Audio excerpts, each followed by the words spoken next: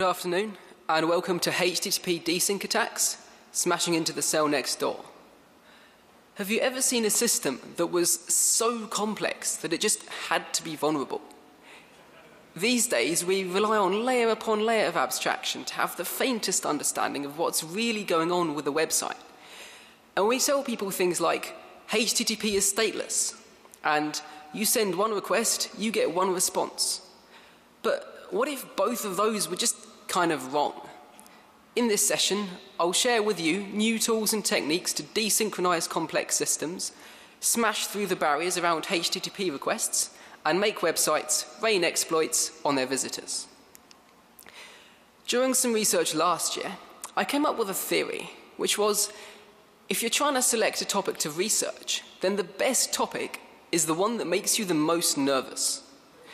So I asked myself, what topic am I personally really scared of? And the answer was HTTP request smuggling. I saw a presentation on this at DEF CON a few years ago called Hiding Rookies in HTTP. And it was a thrilling presentation, but it also left me far too nervous to want to tackle this topic myself. One reason is that this technique was documented way back in 2005, and yet I'd never seen it successfully applied to a real website.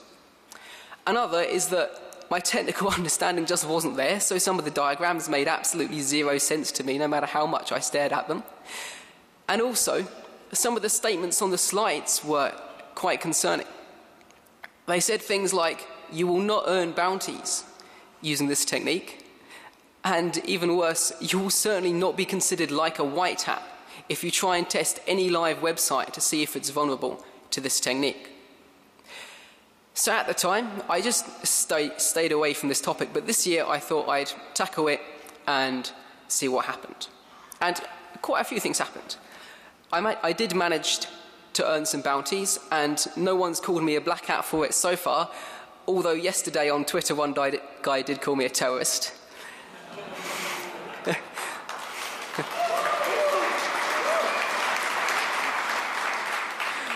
But I did get quite a few interesting reactions from the people that I reported these vulnerabilities to. Quite a few people were surprised.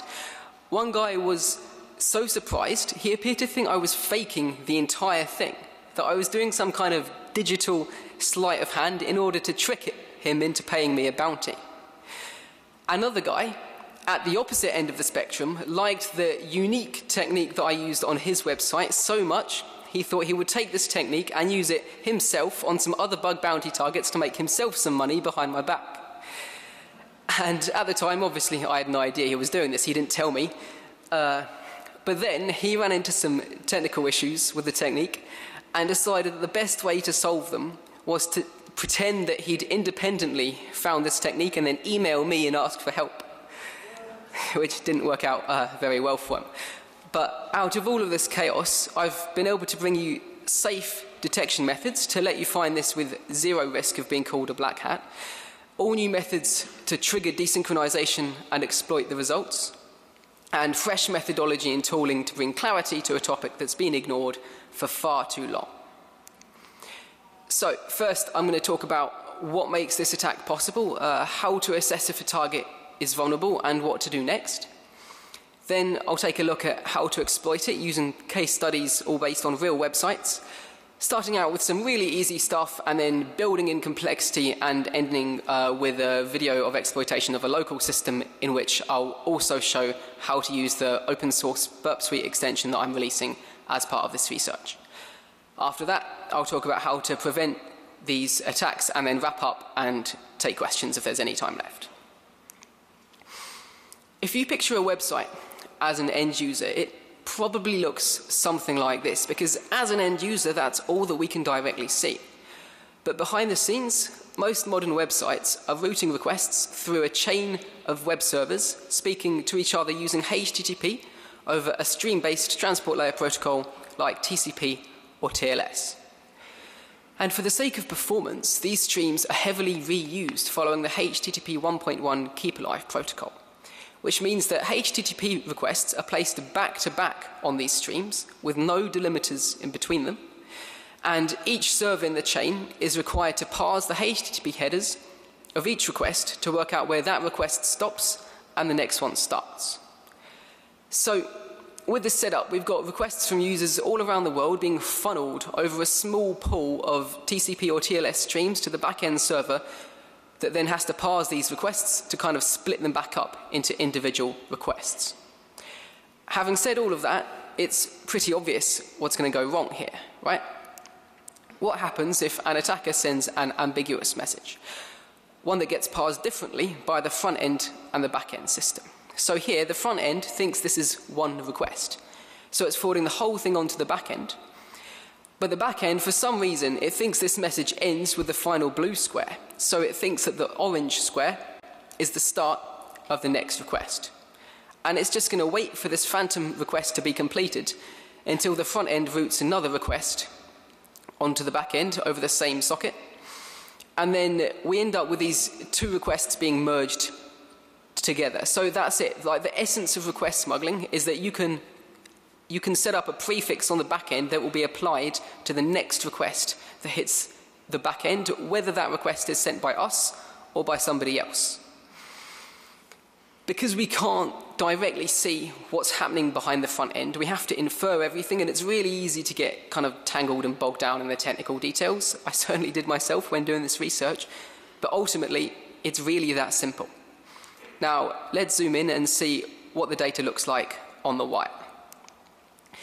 This message is ambiguous because we're using an absolutely classic desynchronization technique. We've just specified the content length header twice.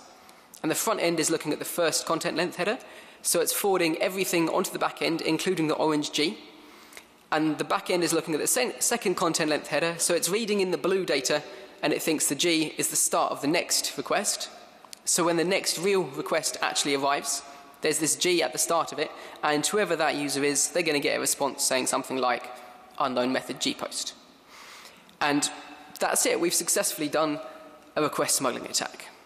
The only catch is this technique is so classic it doesn't really work on anything that's actually worth hacking these days. What does work on plenty of interesting systems is using chunked encoding. Chunked encoding is an alternative way of specifying the length of the message, whereby instead of specifying the length up front using the content length header, you send this transfer encoding chunked header, and that triggers the server to parse the body of the message until it reaches a 0 followed by a blank line. So in this example, once again the front end server has looked at the content length and forwarded everything up to and including the orange G, and the back end system has seen the chunked header, and they've stopped parsing the first request after the 0, and once again they think the G is the start of the next request, and we get a gpost response.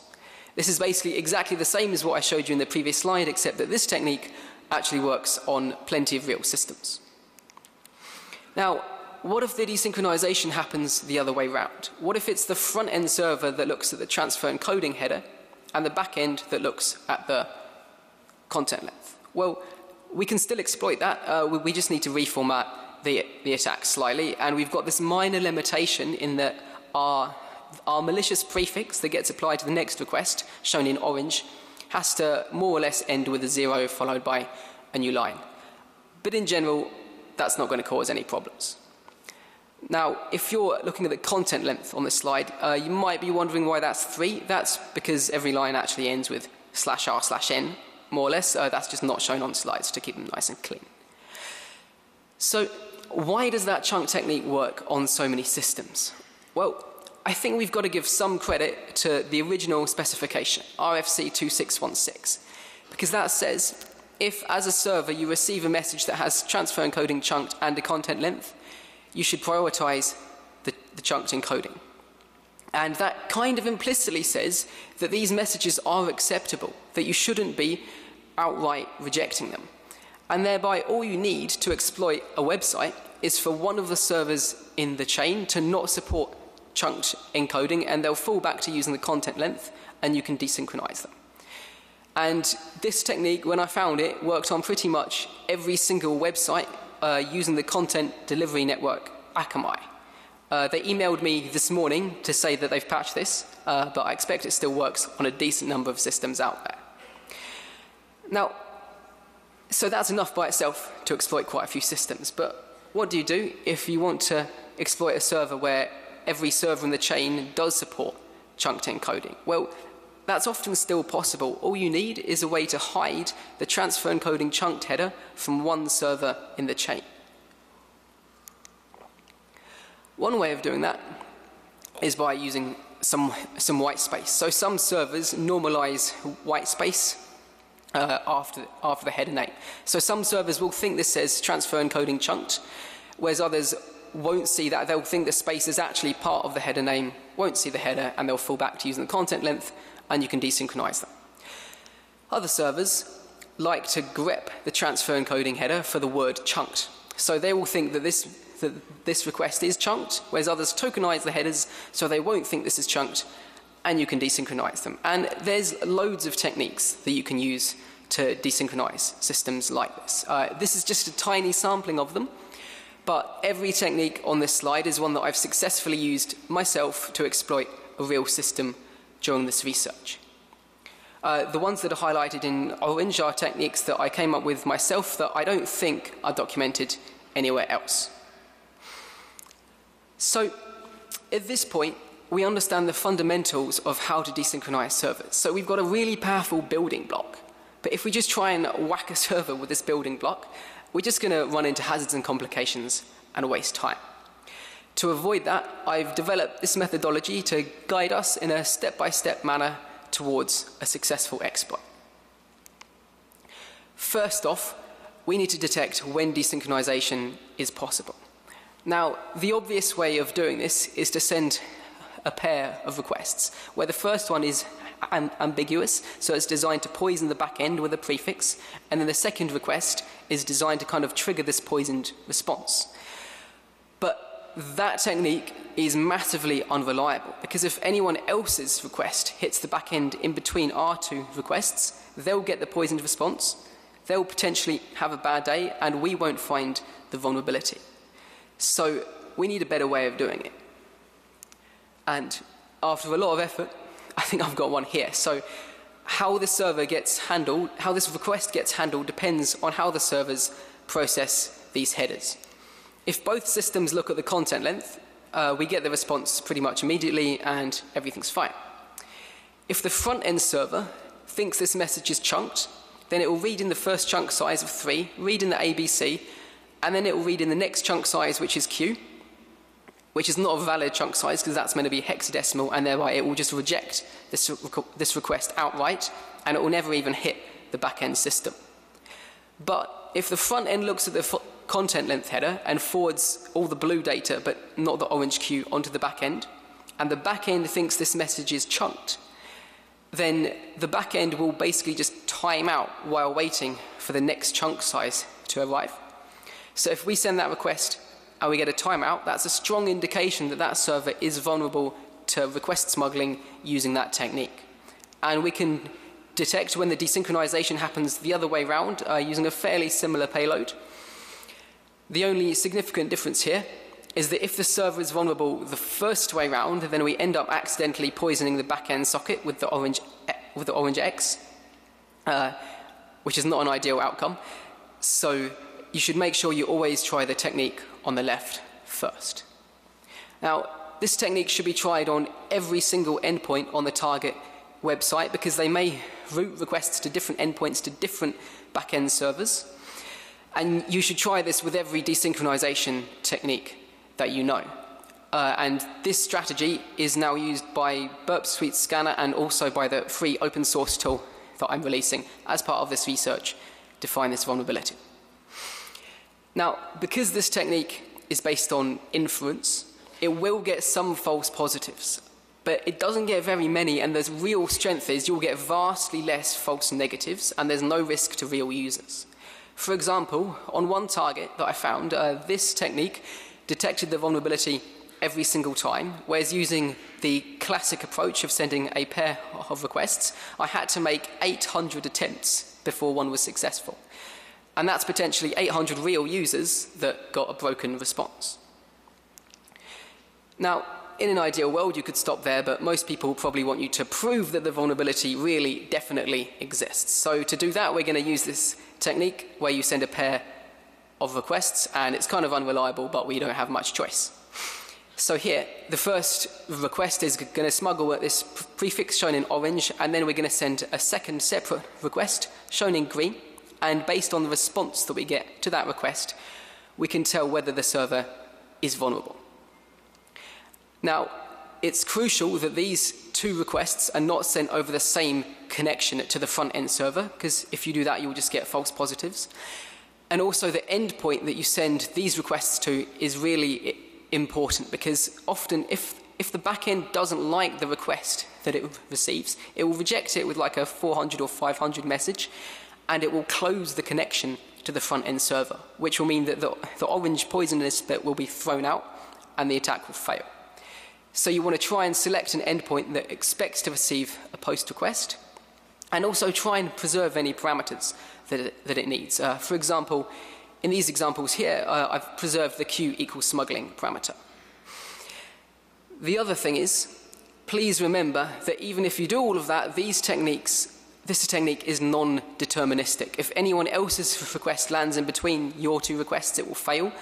And also, even if the target has no other users browsing it, many websites use a pool of connections to the back end, and so it may still require multiple attempts. But as soon as one works, you know it's vulnerable.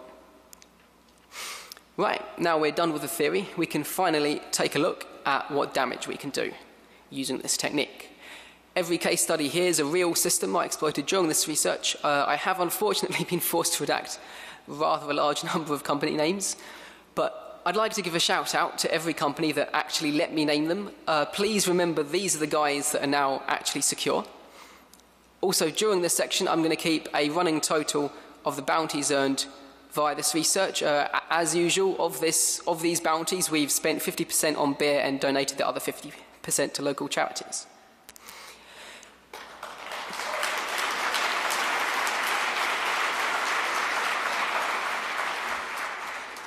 Now, probably the easiest attack you can do with request smuggling is bypassing security rules that have been implemented on the front-end system. On one well-known software vendor, I found that their front end was blocking access to /admin. So by using request smuggling, their front end would first think I was accessing the root of the website, and then when I sent the follow-up request in green, it would once again think I was accessing the root of the website, but the back end would think I was trying to hit the admin page and serve it up. So far, so simple. Now, lots of front ends like to rewrite requests by adding headers to them. And one header practically every system uses some variation of is x_for, which just specifies the remote user's IP. Now, if you specify this header yourself directly in a normal request, any well-configured front end will rewrite that header or remove it entirely, and so it won't work. But when you smuggle a request, you effectively bypass all the rewrite rules used on the front end, and thereby you can spoof your IP and make it look like your request is coming from anywhere. Using this technique, I exploited a particular security vendor and got an incredible $300 bounty. Woo. So I'm not suggesting you're going to get rich quick using this particular technique, but it's worth knowing because it does work on practically every target. And also there's a slightly less obvious use for this technique. Imagine you've found a website where the timeout-based detection technique works, so you're fairly sure it's vulnerable, but their traffic volume is so high that you've effectively got zero chance of ever getting a poisoned response yourself. What you've effectively got there is a blind request smuggling vulnerability. How can you prove that that system is really vulnerable? Well, one thing you can try is send a request that looks something like that, but stick a unique host name in the x_for header. If you get a DNS lookup for that host name, that proves that the orange data has been interpreted as a second request by the back-end system, and thereby proves that it is vulnerable to request smuggling. Now, IP spoofing is okay, but the really interesting behavior is going to come from custom application-specific headers. But to exploit those, we need to know what they are. Now, on New Relic, I was able to submit a login request, and I just shuffled the parameters so that the email address parameter was last. So then when I sent my follow-up request, it effectively got concatenated into the email address that I was trying to log in with. So the response that I got from the server contained the entirety of my second request, including all of the headers that the front end had stuck onto that request. And some of those are going to come in really useful on the next slide. So on New Relic, it became evident that the back-end system wasn't the actual most back-end, it was a reverse proxy. So by changing the host header, I could access different internal systems. I basically had SSRF using request smuggling. However, pretty much all of these systems responded with this redirect to HTTPS because they thought my request was being sent over HTTP. But by looking at the previous slide, getting the exforwarded proto header and sticking that on there, I could tell them, yeah, I'm using HTTPS, you can trust me, and actually gain access to those systems. So I went exploring and I found a page that gave me a incredibly taunting error message. It said, not authorized with header. And then it had a colon, but it didn't tell me what the name of the header that I wasn't authorized with actually was. And so I went exploring, looked through the headers I'd already discovered the names of, and I tried the XXNR external service header, and that actually just made the problem worse. And at this point, I could have tried that request reflection technique on loads of different endpoints on different New Relic systems until I discovered this header. But I was feeling kind of lazy at this point, so I decided instead I was going to cheat and consult my notes from last time I compromised New Relic. And that revealed the Service Gateway account ID and Service Gateway is New Relic admin headers. So using those, I was able to gain full access to their core internal API and impersonate any user on the entire system as an admin and gain pretty much full control over everything, and I got a reasonable bounty for that. And they patched that pretty quickly with a hotfix, but they said that the root cause was their F5 load balancer, and I don't think that's been patched yet, so that's a 0-day, more or less. Now, what we've seen here is, with request smuggling, if you're willing to put the time in, you can often break directly into internal systems and have a good time. But there's also much easier and more reliable techniques focused on attacking other users. So that's what we're going to take a look at next. Firstly, if the application has any way of persistently storing text data, then exploitation is really easy.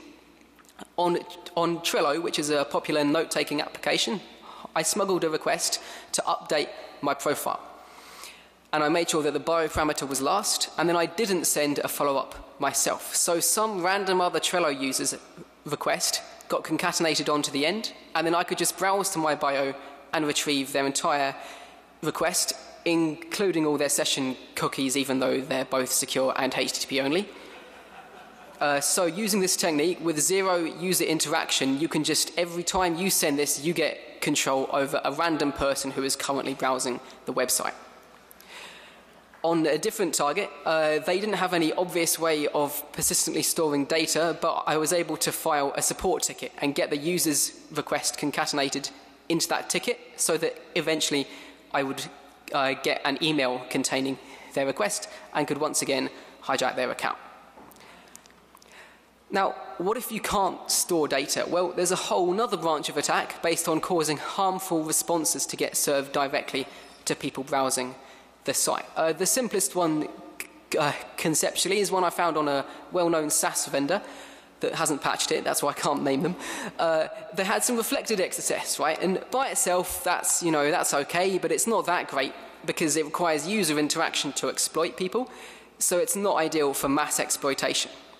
But by smuggling the request that triggered the XSS, I could get the harmful response served to random other people browsing the website. So we've taken this issue and we can just exploit random people with no user interaction. We can also grab HTTP only cookies once again using this technique. And this can also be used with traditionally unexploitable XSS, like XSS in the user agent header or XSS where there's a CSRF token on the request.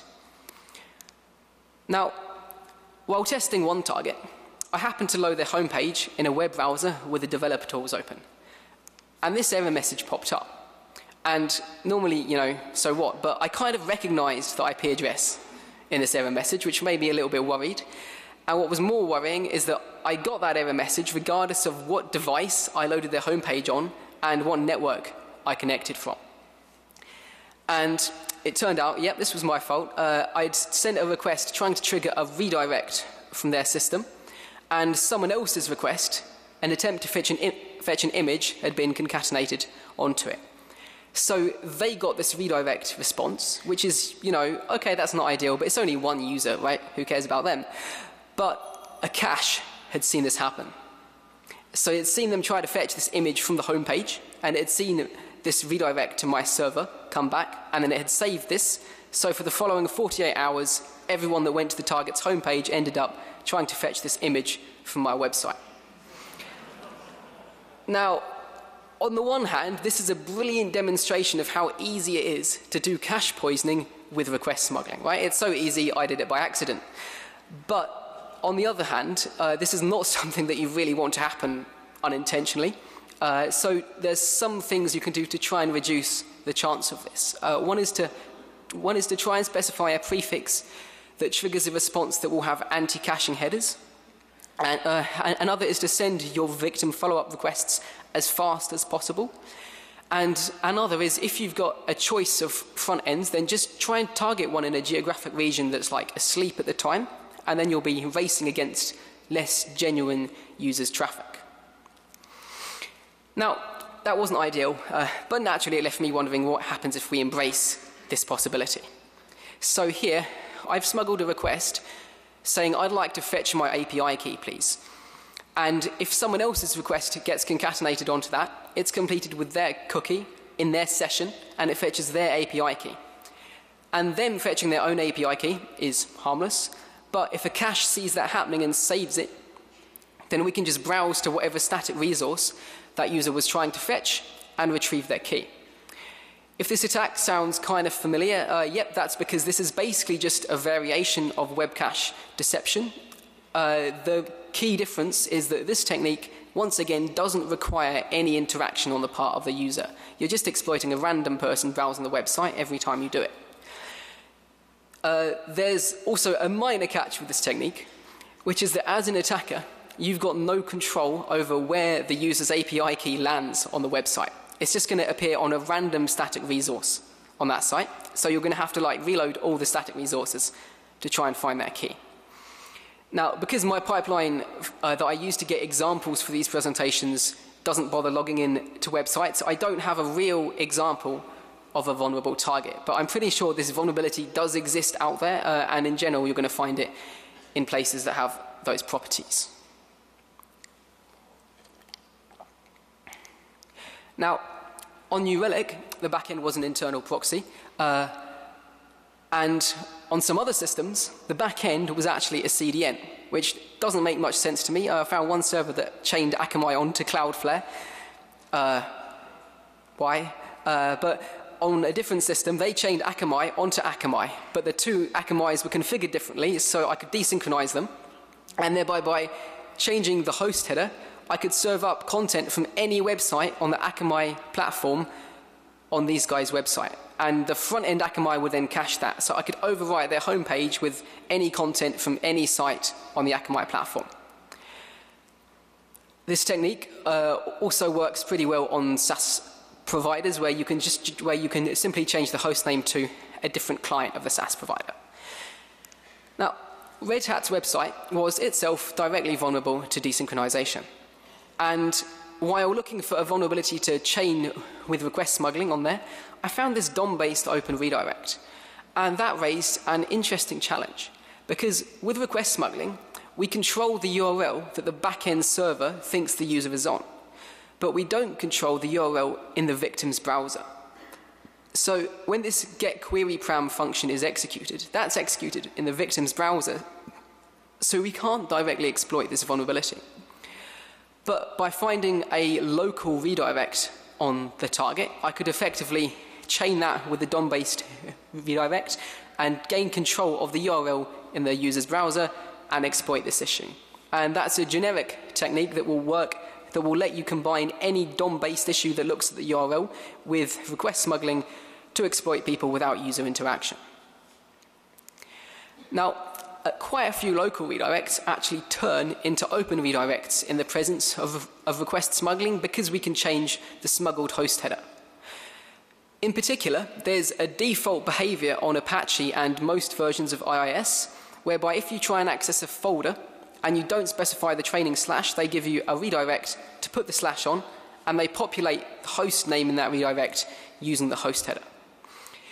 Because this technique works on loads of systems, and you can use that to redirect JavaScript loads on the target website and thereby gain full control over whatever page the JavaScript load comes from, and use it for cache poisoning and just gain like full control over the website more or less permanently. This became my default technique to exploit this vulnerability, and I got quite a few different bounties using it. A couple of extra points worth mentioning. If you get a 307 open redirect, that is absolute gold dust, because imagine a web browser is doing a post request to log someone in, right? If it receives a 307 redirect, it will repost those credentials to the new website. So you can just make people send you their username and password in plain text with no user interaction. Also worth mentioning is that some thick clients, like non-browser-based HTTP libraries, have that data reposting behavior on all redirects rather than just 307 ones. So, for example, on New Relic, I was able to steal the API tokens off one of their clients, even though they were only using a 301 redirect. Now, one of the targets that this redirect cache poisoning JavaScript hijacking strategy worked on was PayPal. If you tried to access web static, they gave you a redirect using the host header to populate it.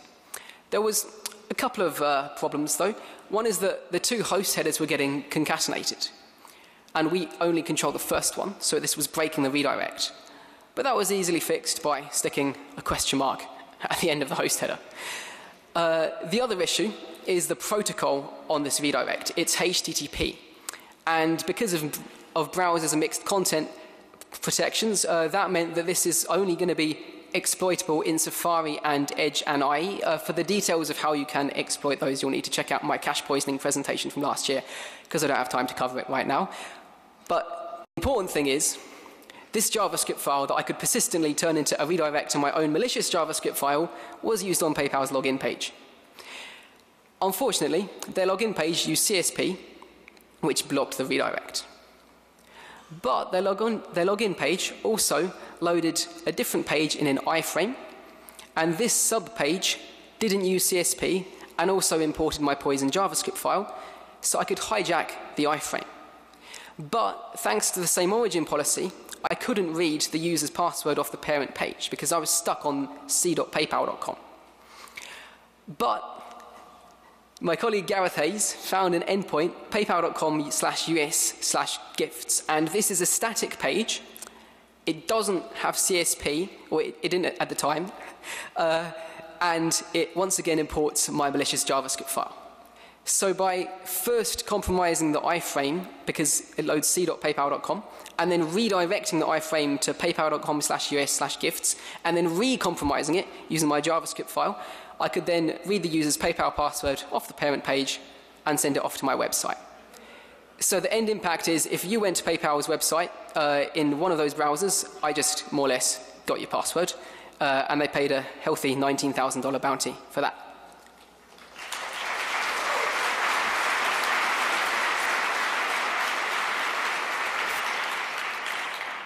Now, PayPal fixed this issue by reconfiguring the front end, which was Akamai, to block any requests that had the word chunked in the transfer encoding header. And they asked me, like, albinowax, do you think this is a solid fix? And I kind of poked at it for a little bit, and I was like, yep, looks solid to me. And then a few weeks later, I decided to try out a new desynchronization technique where I simply used a line-wrapped header. And this strategy is pretty much RFC compliant, and I didn't really think it was going to work on anything, and it didn't directly work on any systems. But it turns out there was a little bug in Akamai, whereby if you use line wrapping, they don't see any of the data after the line wrap. So that meant they didn't see this header, they let it through, I could once again desynchronize PayPal's login page, take control of it, and I got another $20,000 bounty.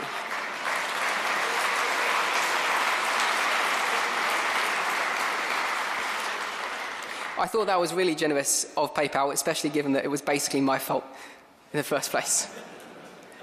So now we've seen a whole range of different attack techniques that you can do with request smuggling. It's time for the demo.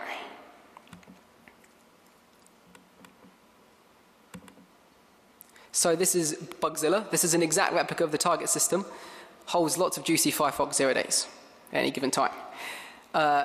I'm going to take the request to the home page, and I'm going to right-click on it and click Launch Smuggle Probe, which is an option there because I've installed this free open source burp extension. And I've disabled all the desynchronization techniques except for the one that's actually going to work. Now we're going to look at Flow, which is a separate extension that just shows you the requests. And you can see that here I'm using the timeout technique to detect the vulnerability, and it seems to be working. Now, if you look at the headers, you can see, it's probably too small to see, but you can see that the previous header, the one before transfer encoding, ends with OA, when all the other headers end with OD, OA. That's what's causing the desynchronization here. So the front end thinks that foo's transfer encoding is one header, whereas the back end, which is Nginx, sees them as two different headers, and thereby we can desynchronize them. You can see it's found the vulnerability here, so I'm going to right-click on the request and click Smuggle Attack. This pops open a Turbo Intruder window. You don't need to change anything here apart from the prefix variable, which is just the malicious prefix that gets applied to the next request. So when I launch attack, it's going to send the attack and then loads of victim requests, which are all identical.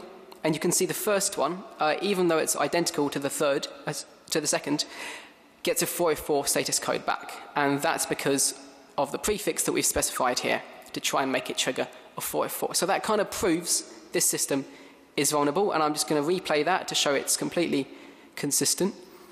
And you can show if you change the prefix, then the behavior that you get on the second request will change.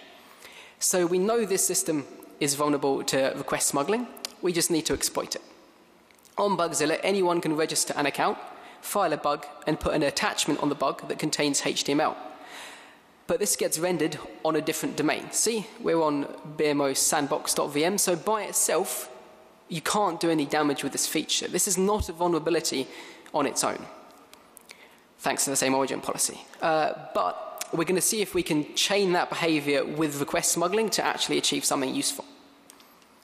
So here, I'm going to take the request to fetch the attachment, which is sent to BMO Sandbox, but is actually on the same IP as BMO Web on real Bugzilla systems, and I'm going to stick that in the malicious prefix. I'm just going to leave this X ignore header on the end because the victim's request gets concatenated directly onto that. So here you can see the victim request has been sent to BMO Web.vm, but it's retrieved this malicious HTML. So all that remains now is just to prove this vulnerability really works inside a browser. So I'm going to comment out the victim requests. I'm going to send this and basically leave the backend poisoned with this malicious half a request. And now any user, no matter what they click, they're going to get the response back.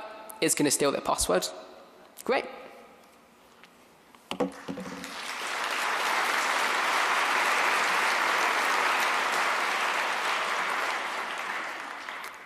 That got a $4,500 bounty, taking the total amount earned during this research to 70K.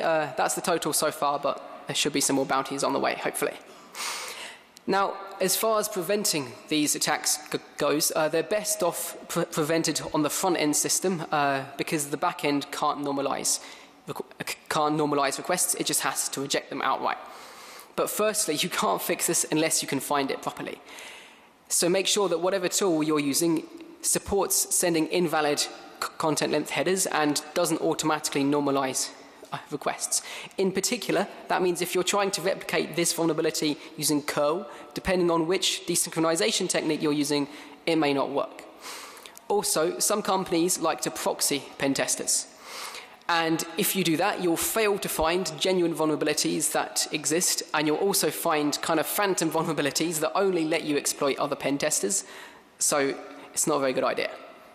As far as patching this goes, the ideal is just to make the front end exclusively use HTTP2 to talk to the back end. But if that's not plausible, then the front end needs to normalize any ambiguous requests before routing them downstream. That strategy is backed up by RFC 7230, so that's probably what you want to do. If you're stuck on the back end, yeah, you just have to reject the request outright and drop the connection. It's not ideal, which is why this is better off being patched on the front end. There's loads of resources online for this. There's the white paper, check that out. We've also, for the first time, released a whole bunch of free online labs. So you can practice exploiting this vulnerability on replica real systems and just get familiar with it without the carnage that you get when you try and exploit this on a real site. Also, the source code for the tool is online. That works in the free version of Burp as well as the pro version, and both of the references are both well worth checking out. The three key things to take away are that HTTP request smuggling is a real vulnerability. It doesn't matter if it's scary, you can still get hacked with it. HTTP 1.1 parsing is a security critical function, and it should always be audited in web servers before you even think about using them. And detection of request smuggling doesn't have to be dangerous. I'm going to take 2 minutes of questions now. If you have any more after that, feel free to come and speak to me at the back or chuck me an email. Don't forget to follow me on Twitter. Thank you for listening.